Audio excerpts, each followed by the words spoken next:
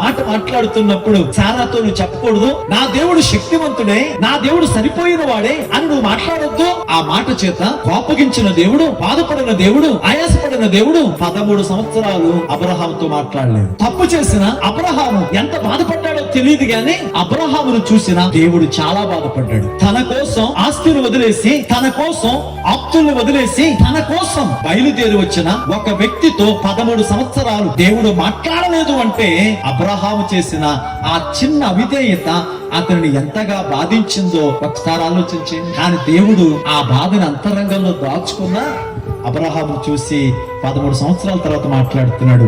అబ్రహామా, ఈ రాత్రి చూడండి, మీ జీవితాల్లో కూడా మనం అవిధేయతతో, అవిశ్వాసంతో తప్పటడుగులేసిన సందర్భం నుంచి ఆయన మనసు ఎంతో నొచ్చుకుందో, ఆయన కార్యాన్ని అనుమానించి సొంత దారులలో నడిచిన వేళ మన దేవుడు ఎంత నొచ్చుకున్నాడో ఒకసారి ఆలోచించి